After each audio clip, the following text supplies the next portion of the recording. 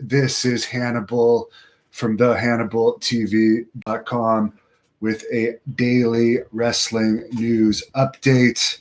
The big news today that I already reported was the senior producer of NXT, who is also the creator of NXT, Triple H, had his big 25th anniversary with WWE Smackdown special last night, and it only did a 0.5 rating, which was an all-time low for WWE Smackdown on Fox. And to put that into perspective, Total Bellas this week got a 0.24 rating. So Total Bellas literally got half the viewers that this SmackDown Triple H special had, that apparently had Shawn Michaels on it too, Vince McMahon. And by the way, they're acting like it's a big deal that Triple H has been with the company 25 years, but his kids, his 3 kids, are the grandchildren of Vince McMahon. He's married to Stephanie McMahon.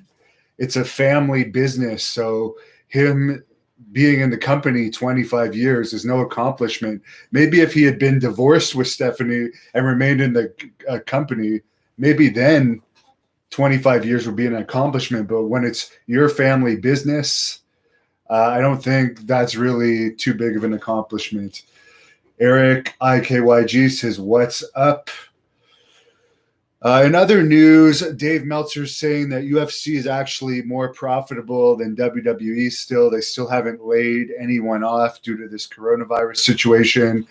WWE, though, is still in overall the best shape of all the combat sports leagues, just because they've been continuing on with their tapings and they haven't had as many issues as UFC. As we all know, UFC is still regulated and governed by commissions, so that makes continuing to do shows more profitable. But they are going on with UFC 249 next month, and there is going to be regular events going forward out of Florida in May, and then out of this Fight Island supposedly as well starting in June. Joe Betch just tipped me $5. Thank you very much, Joe Betch. Really appreciate all of your tips. The Rock tweeted about the Dr. D.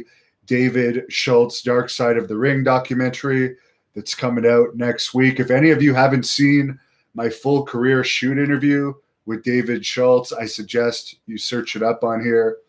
But The Rock tweeted that Schultz was one of his all-time favorite heels and was a big influence to him when he broke in. He first met Schultz in Hawaii when he was 12. And he says he saw an early cut of the episode and he highly recommends it. John Stossel, the guy that Schultz slapped, is actually in the episode as well. So it's interesting that they're going to do a full hour on basically a guy getting slapped twice, but I'm going to guess they're going to also talk about Schultz's bounty hunting and other stuff. Also, I watched this Labor of Love show preview, this reality show that former WWE wrestler Matt Striker is going to be on. I think it's on Fox. There's going to be 15 guys competing to get a 41-year-old lady pregnant. Matt Striker is one of the guys competing. He is in both trailers for the show. The thing that I'm most interested about with this show is, did they test these guys before they made the cut to see if their sperm is actually going to be functional to have a kid still? And also, what if they back out of having a kid? Is there going to be a fine or something? So that should be interesting. But good for Matt Striker for staying relevant. It seems like an interesting competition. Ralph Vaquero says, yes, that 25th anniversary rating didn't go very well for Triple H. No, you could say that. That's kind of embarrassing.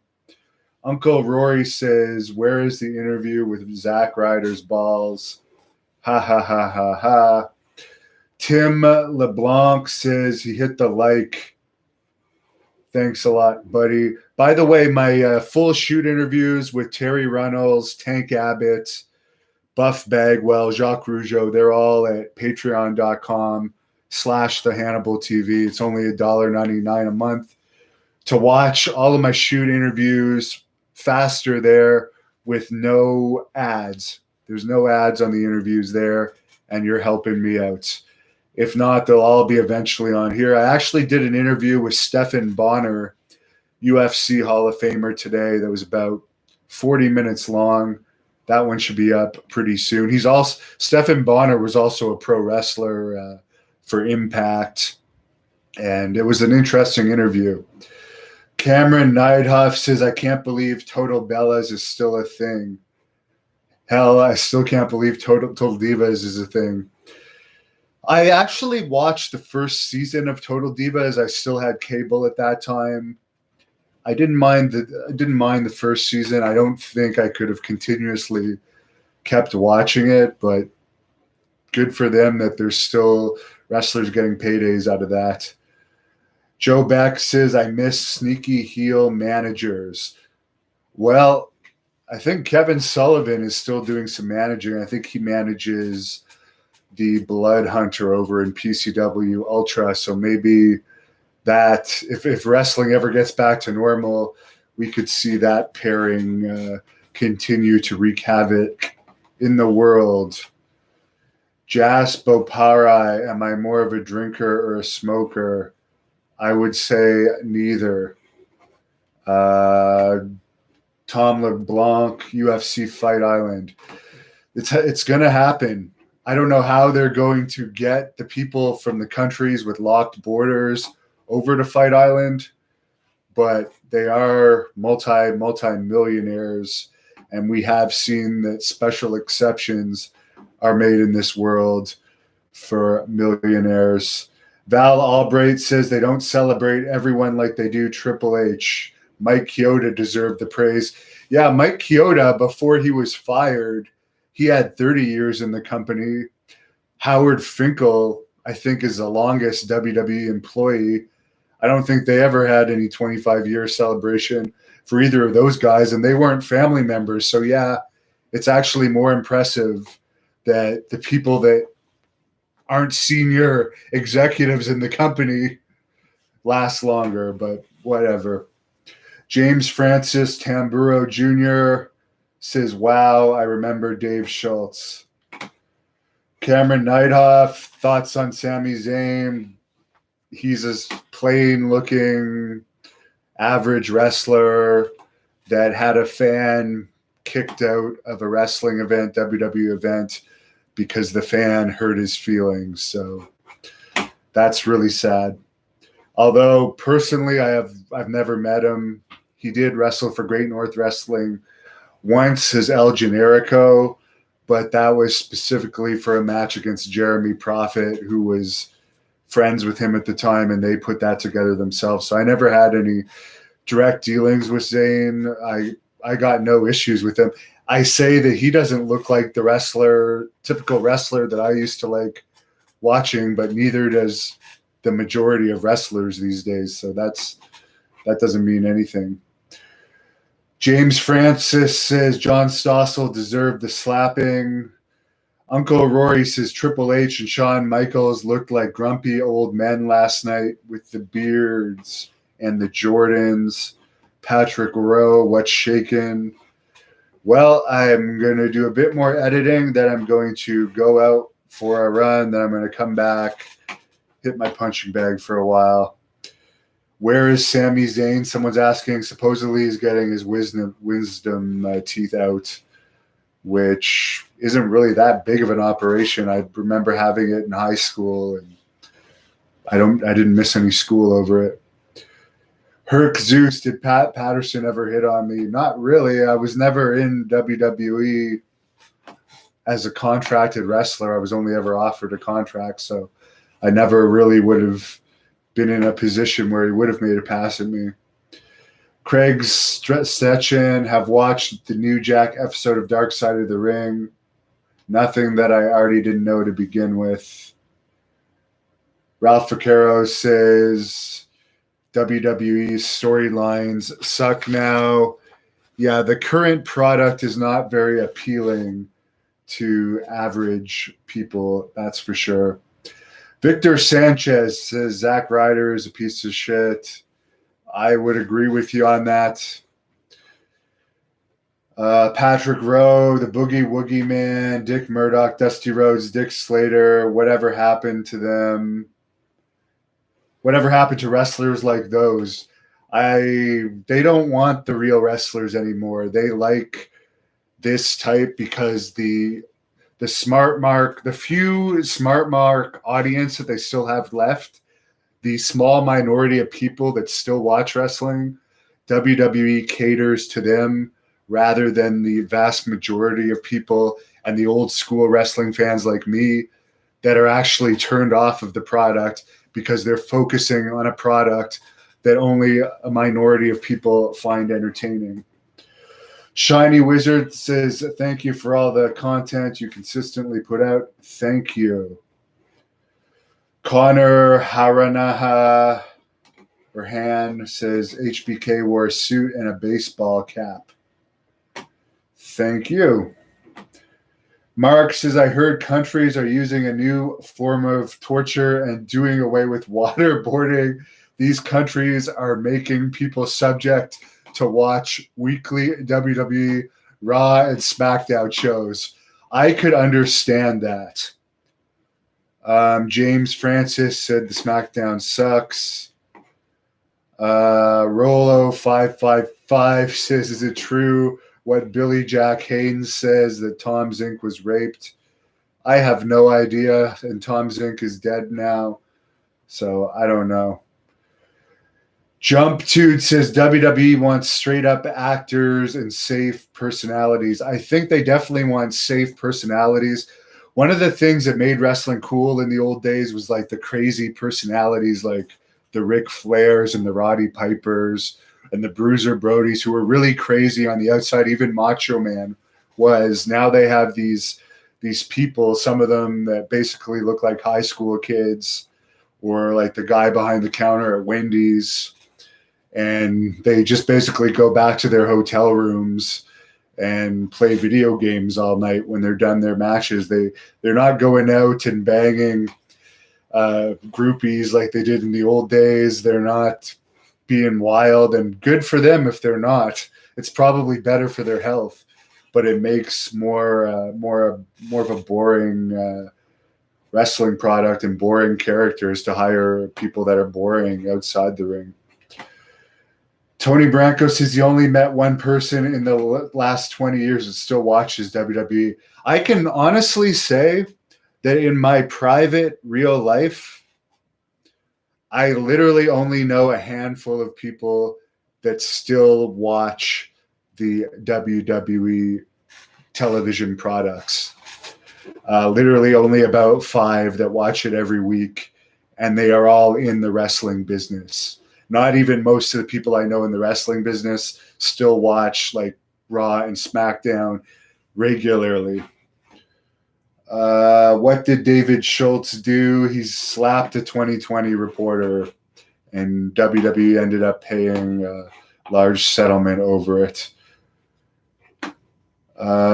Joe Beck says he's a smart mark, but he considers himself a big fan. He tries not to act like he's in the business. I have no issues with smart marks, by the way. Obviously, you guys are the viewers of my channel. I'm just saying overall, the smart marks, I find like a lot of spotty wrestling, wrestlers that do a lot of high spots, and they don't care as much about the characters. And if that's what you like, good for you. I'm just saying that the companies don't appeal as much to the masses anymore. Smoking with Small Town says, I'm new to your channel, but watching brings back so many childhood memories. Thank you very much. That's sad. Wrestling went to the dog, someone says. Travis Shells says, what about Kenny Omega? If you're asking what do I think about him, he's not my style of wrestler with the comedy stuff that he does. But I have nothing against him. I never met him in person. Uncle Rory says Nia Jax is doing what big guys in the WWF do and treating vanilla midgets like the jobbers they are. Big Richard says Smart Marks ruined wrestling, no offense. They became so preoccupied with the wrestlers' personal lives and backstage drama that it ruined kayfabe. Having the no kayfabe also does ruin wrestling. I agree. You can still do it. Surrey Jack, is Teddy Hart considered a spot monkey? I don't know, because any of the matches I had with him, I'm not a spot monkey. Like, I definitely am not. I don't like plan out matches. I have a bad memory. So in the matches he had with me, there wasn't a hell of a lot of spots. So I can only tell you from my experience. What's my favorite persona of Mick Foley? Riza Mirtoski says, I guess Mankind. Jay Miller says Tommy Dreamer shoot. He doesn't seem to want to do one with me. Smoking with Small Town says that he's learned a lot from my channel. Keep it up. Thanks. Was David Schultz a wrestler? The People's Wrestling Channel asks. Yes. George the Animal Steel. Yes, I remember him for that guy. He is passed away. Patrick Rowe. At least you still bring us old school type of memories. Thanks. Yes. Derek Felix says he loves Jericho and Nick Aldis. I cannot say I'm a fan of Nick Aldis, but I do respect Chris Jericho. I was the biggest fan of Jericho when he was in WCW, and I do like his podcast overall. I don't like how he breaks down his matches on his podcast, though. Like, completely breaks kayfabe and goes into how he planned out the matches. Al Hitchardson, do I see Anderson and Gallows joining AEW? Yes, I do. Unless New Japan pays them enough to just work exclusively for New Japan, but I don't see that happening because New Japan's business is hurting right now because they haven't been running any shows for a while. Real Life 315, am I running tonight? Yes, I am. I have to get out of the house. One of the reasons I still run, even though my legs are shredded up and feet are all fucked up, is because I need to get out of my house.